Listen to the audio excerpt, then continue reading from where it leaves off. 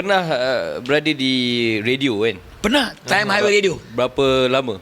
2 tahun bersama dengan arwah dia berambut. DJ radio dulu kita diberi kebebasan. Topik itu kita pilih. Kemudian kita tonjol beritahu, okey malam ni kita ni seram.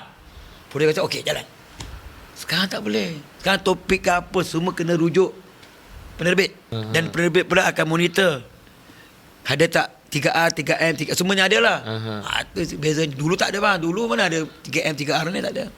Dan suasana dulu pun memang tak memerlukan pun. Dia berambut macam-macam cerita lah. Steady je. Salam boy. Sekarang dah lain. Sekarang DJ radio pun dah lain.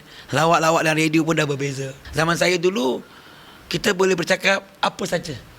Asal tidak menghina. Pernah dengar nama arwah Yusof Chong? Dia boleh dia tiru suara Sami Belu. Dong perempuan kan.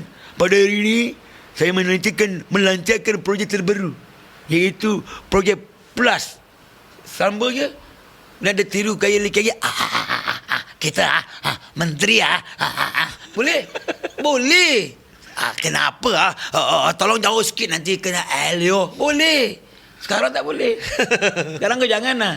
Nanti adalah satu surat datang.